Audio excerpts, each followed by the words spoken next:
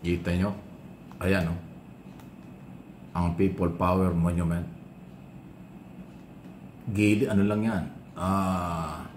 Maliit na portion pa lang yan. Pero pag kinuhanan mo yung kahabaan ng EDSA at saka po yung White Plains, ay talaga hong napakaraming tao.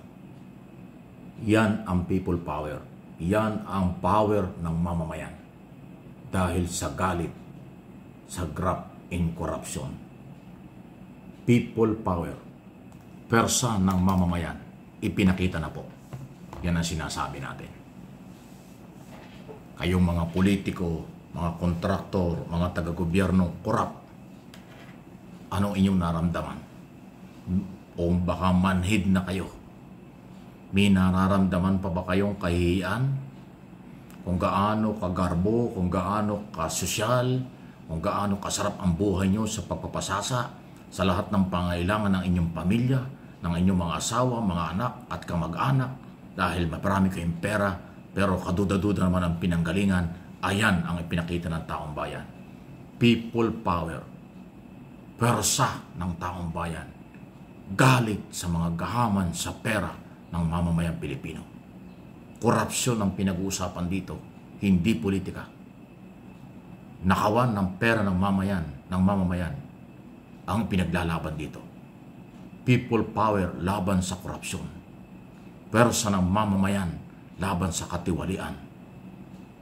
Lakas ng mamamayang Pilipino may-ari ng pera ang ipinakita at handang ipakita muli at ipagpatuloy ang laban dahil sa korupsyon. Nasaan kayo na mga corrupt government official? Kaya niyong tumingin sa mga taong galit na? O wala talaga kayong mga konsensya? Mag-volunteer na po kayong mag-surrender kung kayo may pagmamahal pa sa inyong pamilya at sa bayan. I-surrender nyo ang inyong mga kayamanan. Aminin nyo kayo nagkamali at handa na ninyong panagutan ang pagkakamaling ito. Hindi kayo patutulugin sa konsensya sa inyong mga ginawa kung kayo ang mayroong kinalaman dito. Ang tinutukoy ko po yung may kinalaman. Hindi po masamang umamin ng pagkakamali. Hindi po masamang mag-surrender ng mga kayamanang kinuha nyo ng iligal at harapin ang katotohanan. Yan po ay magiging mas maganda pa at ikatutuwa pa ng inyong pamilya, ng inyong mga asawa, ng inyong mga kamag-anak, ng inyong mga anak. Matutuwa sila kung kayo'y magsasakripisyo. Pero kung patuloy kayong magpapasasa sa pera ng bayan, imamaliitin ninyo ang galaw ng taong bayan at galit ng mamamayan. O wala kayong pakialam sa mga protesta, people power ng mamamayan. Habang buhay kayong uusigin ng katotohanan. Ganun po ang dating nun. Wala pong masama kung harapin ninyo kung ano ang kapalit ng inyong pagkakamali at pagpapasarap sa buhay.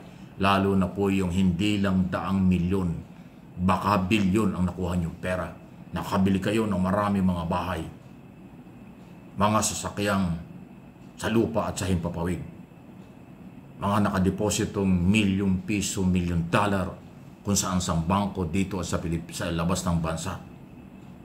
Yun na pera ng bayan habang buhay kayong uusigin. Pero kung kayo po ay magsasakripisyo at aamin kayo sa inyong mga maling pagkakamali, pwede pa kayong mapatawad at pwede pa kayong maging pamarisan ng mga taong merong konsensya at meron pa rin kayong pagmamahal sa ating mamamayan. Huwag niyong hintayin pasukin ng taong bayan ang inyong mga bahay. Huwag niyong hintayin pasukin ng mamamayan ang inyong mga opisina. Dahil ang tao pag nagalit, hindi po napipigilan at walang pwedeng pumigil yan. Huwag kayong umasa sa military at pulis na kayo ay protektado ng mga yan. Hindi pipigilan ng pulis at militar pag nagalit ang taong bayan. Kahit maximum tolerance, pero pag sobra na ang pwersa at galit ng tao, bababaliwala ang maximum tolerance. Sasagasaan niya ng mga tao.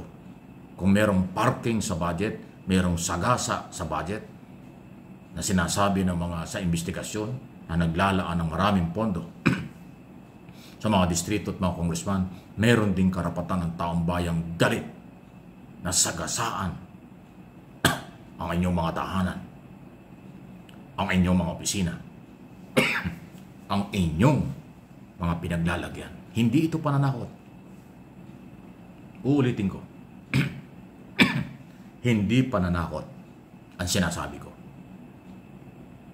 Yung galit na tao, yung isang tao pag galit, nakikita nyo kung anong ginagawa.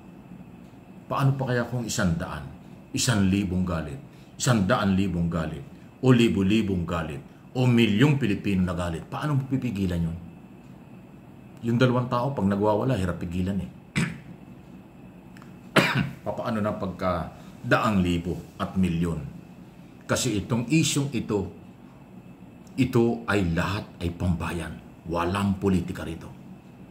Baka mamaya pag hinaras kayo at inimbestigahan itong mga politiko, sabihin political harassment. Kalokohan. Hindi political harassment ang inyong ginawang pagnanakaw. Yan ay may kapalit na kaparusahan, pag-uusig mula sa kapangyarihan ng people power, ng malakas na pwersa ng mamamayang inyong pinagsamantalahan dahil kanilang pera yan. Aanhin nyo magagandang mansion ninyo, magagandang sasakyan nyo, maraming pagkain sa hapagkain ninyo, may mga private jet kayo. Kung ang taong bayang inyong pinagnakawan ay galit na galit naman sa inyo.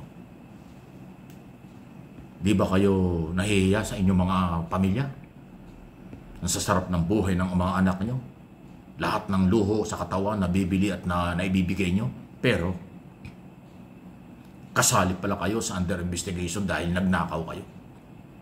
Kasali kayo sa inuusig ng bayan dahil pera ng bayan ibinulsa ninyo at ibinigay nyo sa luho ng inyong mga anak at pamilya dito at sa abroad. Mahirap kalaban ng konsensya.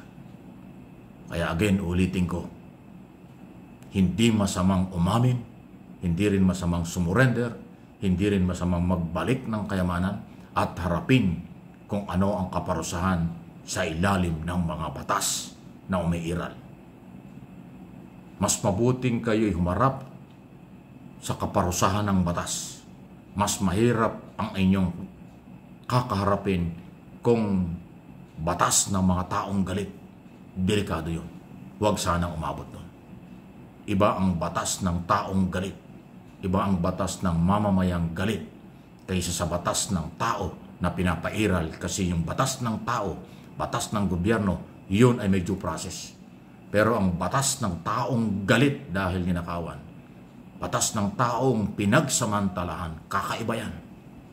Again, hindi ito pananakot. Ituring yung warning, ituring yung mapulutan nyo ng aral, huwag nyong personalin. Pero yung galit po ng tao, kakaiba na. Ibang level na ang kasalukuyang sitwasyon. Please like and share po ng ating mga video sa aking mga channel, Mike Abi Opinions, MA Pinoy TV, at YouTube and Facebook page. Para po sa atin ito. Lahat ng sektor Pilipino.